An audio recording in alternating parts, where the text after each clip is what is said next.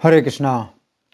तो अभी हम भगवद गीता के दूसरे अध्याय के अंतर्गत श्लोक संख्या 25 पर विचार करेंगे।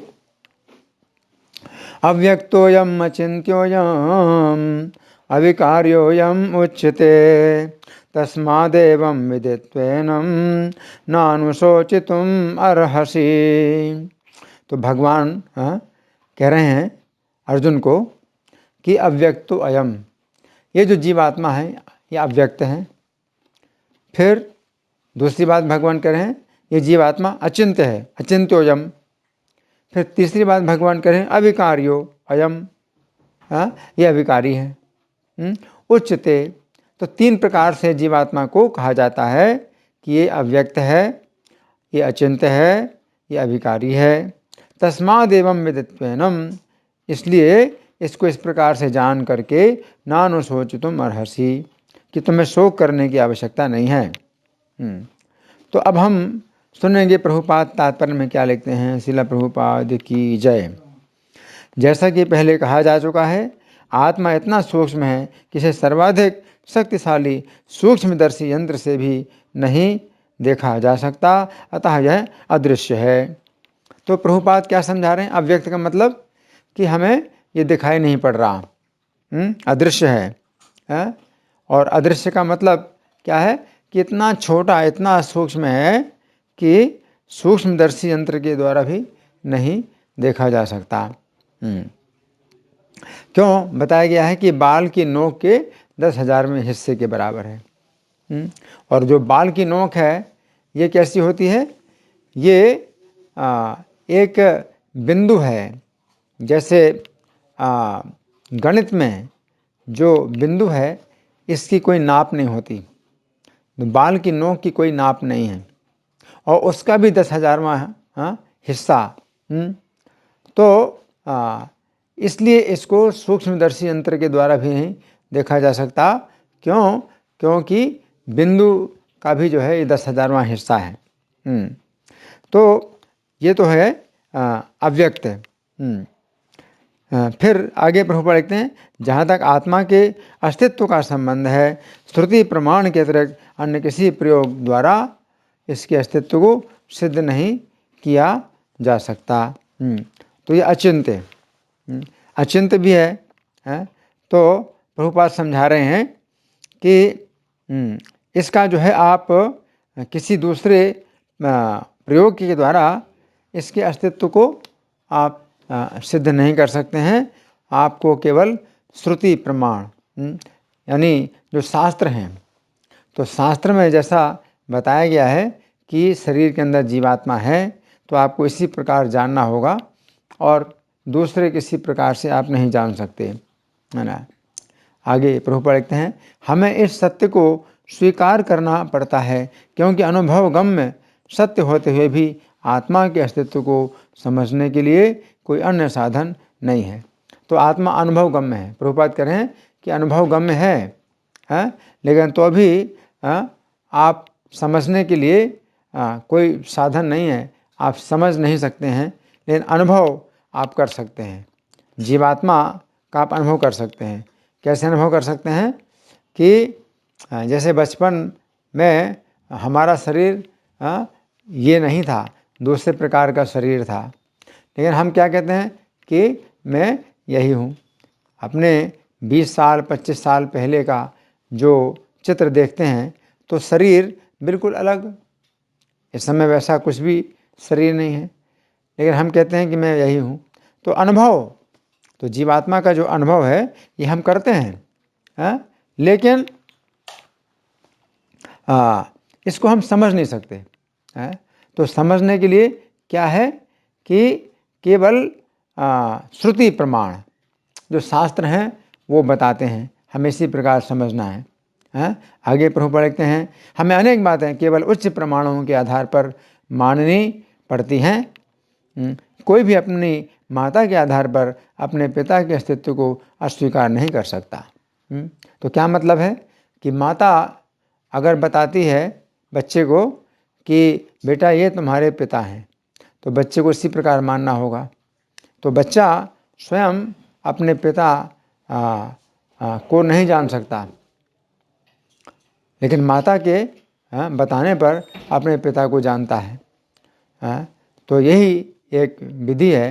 तो इसी प्रकार से जो शास्त्र हैं, तो वो जब आत्मा के बारे में हमें सूचना देते हैं तो हम समझ पाते हैं कि हम शरीर नहीं हैं, हम क्या हैं, हम जीवात्मा हैं। आगे प्रभुपाद लिखते हैं, पिता के स्वरूप को जानने का साधन या एकमात्र प्रमाण माता है। इसी प्रकार वेदाध्ययन के अतिरिक्त आत्मा को समझने का अन्य उपाय नहीं है। दूसरे शब्दों में आत्मा मानवीय व्यवहारिक ज्ञान द्वारा अकल्पनीय है। इसको कहते हैं अचिंत्य। आप कल्पना नहीं कर सकते आत्मा की। तो हमें श्रुति प्रमाण, शास्त्र के प्रमाण के द्वारा ही हमें जानना है। अब हम सुनेंगे श्री भगवान ने कहा में इसकी किस प्रकार से व्याख्या हुई है। इस श्लोक में भगवान जीवात्मा का वर्णन 3 प्रकार के निषेधों के द्वारा कर रहे हैं। 3 प्रकार के निषेध, क्या? तीनों में आ लगा हुआ है, तीनों शब्दों में आ लगा है, यानी ये अव्यक्त है।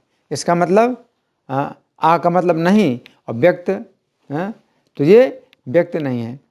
पहला तो निषेध क्या है कि ये आत्मा व्यक्त नहीं है, अव्यक्त है। फिर दूसरा निषेध क्या है? अचिंत्य है। तो आ लगा है यानी नहीं, यानी चिंतन इसका नहीं किया जा सकता, अचिंत्य है। फिर तीसरा अविकारी, तो इसमें भी आ लगा है, आ का मतलब नहीं है, विकारी, तो इसमें कोई विकार नहीं है। तो 3 प्रकार के निषेध हैं। तो पहला निषेध क्या है? अव्यक्तोयम, अर्थात यह जीवात्मा अव्यक्त है। अव्यक्त का अर्थ है वो वस्तु जो व्यक्त नहीं है अथवा प्रकट नहीं है। इसका अर्थ यदि ये माना जाए कि जीवात्मा नेत्रों के लिए प्रकट नहीं है तो इसके लिए विशेष शब्द है अदृश्य, तथा यदि इसका अर्थ ये माना जाए कि जीवात्मा मन के लिए प्रकट नहीं है तो इसके लिए विशेष शब्द है अज्ञात। तो हम अव्यक्त शब्द की व्याख्या दोनों प्रकार से करेंगे। ये जीवात्मा नेत्रों के लिए अदृश्य है। तो ये जीवात्मा इतना छोटा कण है कि किसी भी प्रकार के सूक्ष्मदर्शी यंत्र द्वारा इसे देखा नहीं जा सकता। और गीता 15:10 में भगवान कहते हैं कि ये जीवात्मा किस प्रकार शरीर छोड़ता है, किस प्रकार शरीर में स्थित रहता है, किस प्रकार प्रकृति के गुणों से बंधा हुआ प्रकृति के गुणों को भोगने का प्रयास कर रहा है। इन सभी बातों को विमूढ़ लोग नहीं देख पाते हैं, परंतु जिनके पास ज्ञान के नेत्र हैं वही इन बातों को देख पाते हैं। प्रत्येक जीव अज्ञान की निद्रा में सो रहा है, इसलिए उसके ज्ञान के नेत्र बंद हैं। अब इन ज्ञान के नेत्रों को किस प्रकार खोला जाए? जिस प्रकार भौतिक निद्रा में सुप्त व्यक्ति के नेत्र तब खुलते हैं जब वो कानों से शब्द सुनता है, उसी प्रकार अज्ञान की निद्रा में सुप्त जीवात्मा के ज्ञान के नेत्र तब खुलते हैं जब वो आध्यात्मिक शब्दों को सुनता है। तो आध्यात्मिक शब्द विशेष रूप से हरे कृष्ण महामंत्र की ध्वनि तथा भगवद गीता के संदेश हैं। तो कोई व्यक्ति अपने आप को अर्थात जीवात्मा को केवल ज्ञान के नेत्रों के द्वारा ही देख सकता है, अन्य किसी भी विधि के द्वारा इस जीवात्मा को देखना संभव नहीं है। अब अव्यक्त दूसरा अर्थ अज्ञात अगर माने तो हम कह सकते हैं कि किसी भी जीवात्मा को अपने पूर्व के जन्मों तथा कर्मों के विषय में कुछ भी ज्ञात नहीं है। यदि किसी व्यक्ति को अपने पूर्व जन्म की स्मृति होती भी है तो ये जानकारी उसके पूर्व के असंख्य जन्मों की तुलना में कुछ भी नहीं है। यदि किसी व्यक्ति को अपने पूर्व के 100 जन्मों की भी स्मृति हो जाए तो भी यह जानकारी पर्याप्त नहीं है, क्योंकि ये बात कोई भी नहीं जानता है कि वह जीवात्मा कब आध्यात्मिक जगत से इस भौतिक जगत में गिरा तथा उसने तब से अब तक कितने जन्म लिए हैं तथा क्या क्या कर्म किए हैं। तो यहाँ पर भगवान जो कह रहे हैं कि जीवात्मा अज्ञात है, तो इसका यही मतलब है कि हम अपने पिछले जन्म को भी नहीं जानते और कितने जन्म लिए हैं, कैसे कैसे कर्म किए, तो ये हमारे लिए ही अज्ञात है। अब दूसरा निषेध भगवान कह रहे हैं अचिंत्योयम, ये जीवात्मा अचिंत्य है। तो अचिंत्य का अर्थ है वो वस्तु जो चिंतन का विषय ना हो, अथवा वो वस्तु जिसके विषय में चिंतन की विधि द्वारा कोई भी जानकारी नहीं प्राप्त हो सकती है। तो इस संसार में कुछ वस्तुएं ऐसी हैं जिनके विषय में चिंतन के द्वारा जानकारी प्राप्त हो सकती है। जैसे कोई बच्चा है तो अपनी माता को कैसे पहचानता है? चिंतन की विधि के द्वारा। जिस समय बालक 3 मास का हो जाता है उस समय वो अपनी माता को पहचानने लगता है। ये चिंतन की विधि है। वो चिंतन करता रहता है कि एकमात्र यही महिला उसकी सुरक्षा कर रही है, उसको भोजन खिला रही है, उसके कष्टों को दूर कर रही है तथा उसकी सभी प्रकार की आवश्यकताओं की पूर्ति कर रही है। अतः चिंतन की विधि के द्वारा वो ये निष्कर्ष निकालता है कि यही एकमात्र महिला उसकी माता है तथा इसके अतिरिक्त अन्य कोई भी महिला उसकी माता नहीं हो सकती। परंतु इस प्रकार के चिंतन की विधि के द्वारा वो अपने पिता को नहीं जान सकता है। यदि वो बालक सड़क पर जाकर एक एक व्यक्ति से पूछता फिरे कि श्रीमान जी क्या आप मेरे पिता हैं, तो वह विभिन्न व्यक्तियों से कहाँ तक पूछता रहेगा। ये विधि अत्यंत कष्टप्रद है तथा लज्जाजनक भी है। तो इस तरह वो ना तो चिंतन की विधि से और ना ही अनुमान की विधि से अपने पिता को जान सकता है। तो फिर वह किस प्रकार अपने पिता को जान पाता है? अपनी माता के द्वारा। उसी प्रकार कोई भी जीवात्मा चिंतन अथवा अनुमान की विधि के द्वारा अपने को शरीर से पृथक जीवात्मा नहीं समझ सकता। इस समय शिक्षा के क्षेत्र में दर्शन अथवा चिंतन का एक अलग ही विभाग है, जिसमें अनेक प्रकार की बातों का अध्ययन विचारों तथा तर्कों द्वारा किया जाता है। और इस विभाग में अनेक दार्शनिक, विचारक तथा चिंतक हैं, परंतु उनमें से कोई भी व्यक्ति इस निष्कर्ष पर नहीं पहुंचता है कि वो शरीर नहीं है बल्कि शरीर के अंदर स्थित जीवात्मा है। तो जिस प्रकार कोई बच्चा अपने पिता की जानकारी अपनी माता से प्राप्त करता है, उसी प्रकार मनुष्य जीवन में हम जीवात्मा के रूप में अपनी पहचान केवल शास्त्र, साधु तथा आचार्यों के द्वारा ही प्राप्त कर सकते हैं, अन्यथा नहीं। तो ये दूसरी बात जो है जो भगवान ने बताई कि जीवात्मा अचिंत्य है, तो इसका यही मतलब है कि शास्त्रों के द्वारा। तो इसलिए भगवान इस जीवात्मा का वर्णन जो कि शरीर से अलग है कितने श्लोकों में कर रहे हैं? तो बहुत श्लोकों में कर रहे हैं भगवान। तो बार बार इस बात को भगवान समझा रहे हैं कि हम शरीर नहीं हैं, हम एक ऐसी वस्तु हैं इस शरीर के अंदर जो कभी नष्ट नहीं होती है। तो ये है अचिंत्योयम कि आप स्वतः चिंतन की विधि के द्वारा आप अपने शरीर में स्थित जीवात्मा का पता नहीं लगा सकते। तो विज्ञान में कितनी उन्नति हुई और कितने सालों से विज्ञान में उन्नति हुई। तो वैज्ञानिकों ने बहुत चिंतन किया, इस अपने शरीर का बहुत चिंतन किया, तो कोई निष्कर्ष नहीं निकाल सके कि ये जीवात्मा कोई हम लोग इस शरीर के अंदर कोई ऐसी वस्तु हैं जो शरीर से अलग हो। तो कोई नहीं निकाल पाया। तो चिंतन की विधि से जीवात्मा का जो है कोई भी व्यक्ति पता नहीं लगा सकता। अगर शास्त्र कहते हैं कि जो जीवात्मा है ये हृदय में स्थित है और परमात्मा भी हृदय में स्थित हैं और दोनों आत्माएं एक ही शरीर के हृदय में स्थित हैं, तो इस शास्त्रों से हमें पता चलता है। परमात्मा के लिए बताया गया है कि शरीर के हृदय में परमात्मा अंगूठे के पोर के बराबर स्थित हैं। तो मेरा शरीर जितना बड़ा है उसके अंदर जितना बड़ा दिल है, हृदय है, उसके अंदर जो अंगूठे के पोर के बराबर परमात्मा है, वो अंगूठे का पोर भी मेरे अंगूठे के पोर के हिसाब से माना जाएगा। तो प्रत्येक शरीर में जो परमात्मा है वो शरीर उसी शरीर के अंगूठे के पोर के बराबर आकार के उसी के हृदय में स्थित हैं। और जो जीवात्मा है वो बाल के अग्रभाग के 10,000वें हिस्से के बराबर इतना छोटा है। तो ये जो बातें हैं ये अपने चिंतन के द्वारा कोई भी व्यक्ति नहीं जान सकता। तो लोग फिर जो है यही सोचते हैं कि इस शरीर के नष्ट होने के बाद कोई अगला जीवन नहीं है।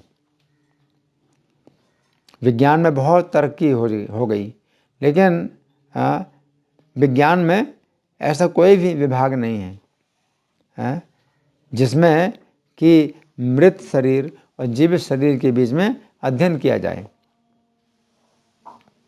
तो अचिंत्य है, इसलिए इस अध्ययन को एक तरफ छोड़ दिया गया, जबकि अध्ययन करने का एक बहुत स्वाभाविक एक कारण बनता है कि हमें विचार करना चाहिए, अध्ययन करना चाहिए। जीवित शरीर और मृत शरीर में क्या अंतर है? सब कुछ तो वही है ना। तो आज के विज्ञान में इस विषय में विचार ही नहीं किया जाता, जबकि अनेक अनेक प्रकार के विभाग बने हुए हैं जिसमें कि वो लोग अध्ययन करते हैं।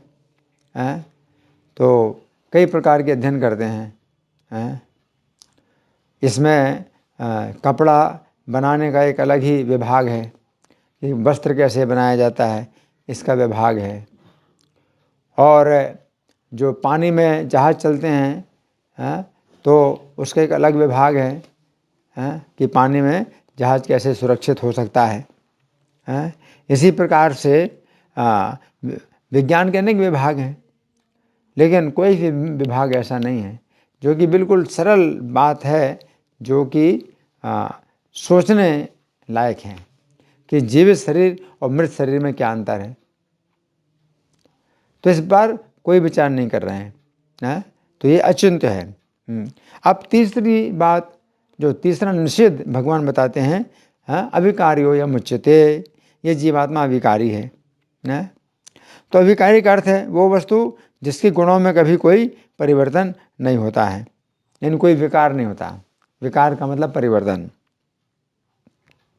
तो मूल रूप में प्रत्येक जीवात्मा का श्री कृष्ण के साथ सेवा का एक विशेष प्रकार का संबंध है, जैसे जीवात्मा का स्वरूप कहते हैं। ये स्वरूप अविकारी है, अर्थात ये संबंध कभी भी बदल नहीं सकता। तो यहाँ भगवान अविकारियो यम उच्चते कहते हैं, अविकारी है। तो उदाहरण के लिए वैकुंठ के जय तथा विजय नामक द्वारपाल 4 कुमारों के शाप से 3 जन्मों के लिए असुर बने। इन 3 जन्मों में वे अपने स्वरूप को भूलकर बहुत काल तक असुरों के समान कर्म करते रहे तथा भगवान के विरुद्ध चिंतन करते रहे। परंतु जब 3 जन्मों के बाद ये ब्राह्मणों के शाप से मुक्त हुए तो ये अपने उसी स्थान पर गए जहाँ पर ये पहले से थे। इस प्रकार हम देखते हैं कि जिस जीवात्मा का भगवान की सेवा में जो भी स्थान है, जो भी नाम है तथा जैसा भी रूप व जैसे भी गुण हैं, वे कभी भी बदलते नहीं हैं। तो ऐसा नहीं है कि जय विजय नाम के द्वारपाल जब वैकुंठ में वापस गए तो उन्हें कोई अन्य सेवा मिली या उन्हें कोई अन्य नाम मिला। तो इसका मतलब क्या है? अविकारी है, जीवात्मा अविकारी है। इसमें कोई परिवर्तन नहीं है। इसका मतलब इसके स्वरूप में कोई परिवर्तन नहीं है। तो हम सभी जीवात्माएं अगर वैकुंठ से आए हैं तो वैकुंठ में हमारा वो स्थान अभी भी खाली पड़ा है, और जब हम वैकुंठ जाएंगे तो हमें उसी प्रकार का स्वरूप प्राप्त होगा। यद्यपि जीवात्मा बाल की नोक के 10,000वें हिस्से के बराबर इस समय छोटा है, सिकुड़ा हुआ है, लेकिन जब अपना स्वरूप जागृत होगा तो इतना छोटा जो आकार है ये क्या हो जाएगा? उतना बड़ा हो जाएगा जितना वैकुंठ में वो पहले से था। तो वो आकार और उसकी जो आकृति है, आकार तो बड़ा हो जाएगा, ये आकृति वही रहेगी, उसी आकृति में आकार बड़ा होगा। हाँ, इसलिए भगवान जीवात्मा को अविकारी कह रहे हैं। इसके अतिरिक्त एक अन्य उदाहरण हमें ब्रह्म विवर्त पुराण में प्राप्त होता है। श्री राम के अवतार काल में जिस मारीच नाम के राक्षस ने सोने के मृग का रूप धारण करके सीता जी को लुभाया था तथा बाद में श्री राम के हाथ से मारा गया। वह पूर्व काल में वैकुंठ में जय विजय नाम वाले द्वारपालों का सेवक था तथा उसका नाम जित था। श्री राम के बाण से आहत होकर उसने मारीच नाम वाले राक्षस का शरीर त्याग दिया तथा अपना पहले वाला दिव्य रूप धारण कर लिया। उस समय आकाश से रत्न निर्मित विमान पृथ्वी पर उतरा तथा वो जित नाम वाला महापुरुष वैकुंठ में द्वारपालों के उसी द्वार पर गया जहाँ पर वो पहले से सेवा करता था। तो श्रील प्रभुपाद भी कहा करते थे कि प्रत्येक जीवात्मा का श्री कृष्ण की सेवा में उसी प्रकार से विशेष स्थान है जिस प्रकार किसी बड़ी मशीन के अनेक छोटे छोटे पुर्जों का अपना अपना अलग तथा विशेष स्थान है। उसी बड़ी मशीन का कोई पुर्जा यदि उस मशीन से अलग हो जाता है तो वह बेकार हो जाता है तथा जब वह उस मशीन में फिर से अपने विशिष्ट स्थान पर लग जाता है तो अत्यंत महत्वपूर्ण हो जाता है। तो हमारा भी भगवान की सेवा में, कृष्ण की सेवा में एक विशेष स्थान है, एक विशेष हमारा नाम है और हमारा एक विशेष रूप है। तो जब हम शुद्ध होते हैं, भक्ति की विधि के द्वारा जब हम शुद्ध होते हैं तो हमारा वही स्वरूप जाग जाता है। तो इस स्वरूप की जागृति होती है। ये स्वरूप ऐसी चीज़ नहीं कि बनता है ना। इसलिए भगवान करें अविकारी कि इस स्वरूप में कोई विकार नहीं है, कोई परिवर्तन नहीं है। इस प्रकार हम समझ सकते हैं कि अविकारी होने के कारण कोई भी जीवात्मा श्री कृष्ण के प्रति अपनी सेवा करने की प्रवृत्ति को बदल नहीं सकता है ना। तो ये तीन बातें तो भगवान ने बताई इस श्लोक की पहली पंक्ति में। अब दूसरी पंक्ति में भगवान कहते हैं तस्मादेवं विदित्वा एनम न अनुशोचितुम अर्हसि, अर्थात इसको यानी जीवात्मा को इस प्रकार जानकर तुम्हें शोक नहीं करना चाहिए। तो यहाँ पर ये भगवान बताते हैं न अनुशोचितुम अर्हसि। तो अनु का मतलब क्या है कि बार बार शोक करने की जरूरत नहीं है। अर्जुन इतना शोक कर रहे हैं कि उनका जो युद्ध का कार्य ही बंद हो गया और युद्ध करने का विचार ही उन्होंने बदल दिया। तो इस प्रकार का शोक नहीं। लेकिन हाँ, शोक होता है, लेकिन शोक को अपने बस में किया जाता है। तो अगर अर्जुन को किसी बात का शोक हो रहा है तो शोक को जो है अपने बस में करके और अपने कर्तव्य में लगना होता है ना। तो यहाँ भगवान कह रहे हैं तस्मादेवं विदित्वेनम न अनुशोचितुम अर्हसि। तो अनुशोच करने की आवश्यकता नहीं है, भगवान कह रहे हैं। तो अगर हम किसी बात को लेकर के और लगातार शोक ही करते रहें तो फिर वो कार्य हम नहीं कर सकते। जैसे कि श्री राम, तो जिस समय लक्ष्मण को रावण ने शक्ति मार दी, और लक्ष्मण मूर्छित हो गए, तो श्री राम ने रावण के साथ में जो है बड़ा घोर युद्ध किया।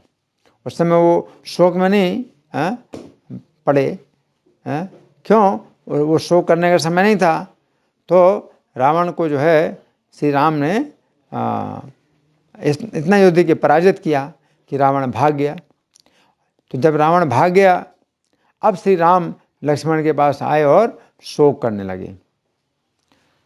तो अब शोक कर रहे हैं श्री राम लक्ष्मण के लिए, तो ये उचित है। जिस समय लक्ष्मण को मूर्छा हुई रावण के द्वारा तो श्री राम शोक में नहीं लगे। क्यों? जहाँ किसी कार्य की आवश्यकता होती है तो उस समय हम शोक को अपने बस में करके, शोक को दबा करके हमें क्या करना है? हमें कार्य करना है। तो यहाँ पर जो अर्जुन हैं वो चूँकि शोक में पड़ गए, है ना, तो भगवान कहते नानु सोच तुम अर्हसि, है ना। लेकिन शोक जिस समय करना होता है, किस समय करना होता है, तो उस पर सब विचार किया जाता है कि किस समय करना है, कितना करना है। जैसे कि प्रहलाद महाराज भी नरसिंह भगवान से कहते हैं सोचे ततो विमुख चेतस इंद्रियार्थ है माया सुखाय भरम उद्भव तो विमूढ़ान। प्रहलाद महाराज कहते हैं नरसिंह भगवान से न वो तुझे पर दुरत्य वैतरण्या कि हे नरसिंह देव, मुझे इस बात की चिंता नहीं है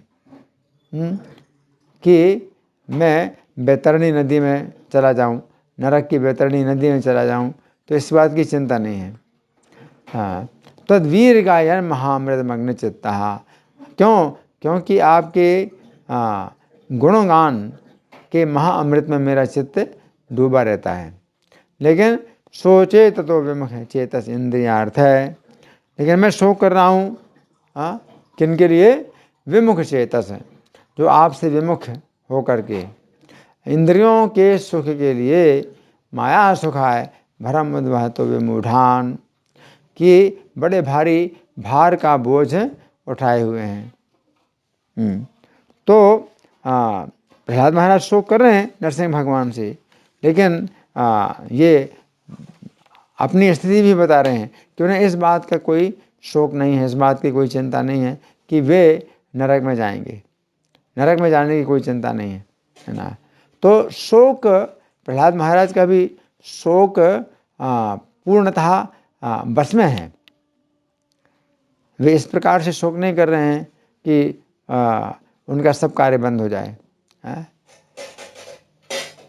तो यहाँ पर भगवान अर्जुन से कह रहे हैं तस्मादेवं विदित्वैनं नानु शोचितुम अर्हसि। जब श्रील प्रभुपाद ने ऐसे श्लोक पर दिनांक 28 अगस्त 1973 को लंदन में प्रवचन दिया था, उस समय उन्होंने कहा आधुनिक सभ्यता में इस शरीर के लिए अधिक चिंता यानी शोक किया जा रहा है। ये बिल्कुल उल्टी बात है। कृष्ण कहते हैं क्योंकि जीवात्मा नित्य है, इसलिए शरीर के लिए अधिक शोक करना उचित नहीं है।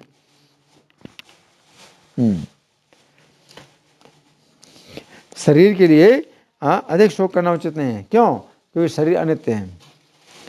शरीर को आप जितना भी कोशिश करें, लेकिन ये स्थायी नहीं रहेगा, ये तो नष्ट होगा ही। तो शरीर के लिए अधिक शोक करना उचित नहीं है। महत्वपूर्ण वस्तु तो जीवात्मा है, हमें जीवात्मा की देखभाल करनी है, शरीर की नहीं। जहाँ तक शरीर की बात है तो सुख तथा दुख तो ऋतुओं के समान आते जाते रहते हैं, ये नित्य नहीं है। तो आपको सीखना है कि कैसे शरीर को सुख दुखों कैसे शरीर के सुख दुखों को सहन किया जाए, परंतु आपको जीवात्मा की देखभाल करनी है। परंतु आधुनिक सभ्यता में उन्हें जीवात्मा का कोई ज्ञान नहीं है, फिर उसकी देखभाल करने की बात ही कहाँ है। वे तो पशुओं की तरह देहात्म बुद्धि के धरातल पर शरीर की बहुत देखभाल कर रहे हैं। आधुनिक सभ्यता अर्थात पशु सभ्यता की यह स्थिति अत्यंत शोचनीय है। पशु केवल शरीर की ही देखभाल करते हैं, वे जीवात्मा के बारे में कुछ भी नहीं जानते। तो ये सभ्यता पशुओं की सभ्यता है। तो प्रभुपाद क्या बता रहे हैं कि हमें शोक करना है। किसके लिए शोक करना है? जीवात्मा के लिए शोक करना है। शरीर के लिए शोक नहीं करना है, और जीवात्मा के लिए शोक करना है। तो इस बात से शोक करना है कि हमने इस मनुष्य के जीवन के इतने वर्ष बिता दिए, लेकिन तो भी कृष्ण की भक्ति नहीं प्राप्त हुई। तो ये शोक जो है ये उचित होता है, किस प्रकार का शोक किया जाए। हमें मनुष्य का जीवन प्राप्त हुआ था, और बचपन में हमें भक्तों का संग भी प्राप्त हुआ था, लेकिन मैंने उस अवसर को जो है छोड़ दिया, उस अवसर को खो दिया। इसलिए मैं बहुत ही कष्ट में आ गया हूँ कि मेरा जीवन निकलता जा रहा है, और मैंने अपनी आत्मा की देखभाल नहीं की और आत्मा की चिंता नहीं की। तो इस प्रकार हम देखते हैं कि श्रील प्रभुपाद इस बात पर बहुत जोर देते हैं कि हम ये शरीर नहीं हैं बल्कि जीवात्मा हैं। जब तक हम अपने आप को शरीर समझेंगे तब तक शरीर की चिंता तथा शरीर के लिए शोक करते रहेंगे। परंतु जब हम गीता की इन शिक्षाओं से अपनी पहचान नित्य जीवात्मा के रूप में करने लगते हैं, तब हम अधिक चिंता इस बात की करते हैं कि किस प्रकार हम इस जन्म मृत्यु के बंधन से मुक्त हो सकते हैं, तथा हम शोक इस बात का करते हैं कि हमने क्यों नहीं पहले से श्री कृष्ण का भजन किया, जिससे हम इस भौतिक संसार के कष्टों से मुक्त हो गए होते। और महाराज कुलशेखर भी अपने मुकुंदमाला स्तोत्र में कहते हैं कि हा ना पूर्वम वाक् प्रवृत्ता न तस्मिन्, कि हाय हमने पूर्व में ही भगवान नाम का कीर्तन नहीं किया, इसी कारण हमने बार बार गर्भ में वास करने के कष्ट उठाए हैं। तो इस प्रकार के शोक करने की विधि हमें आचार्य लोग सिखाते हैं। धन्यवाद। हरे कृष्णा।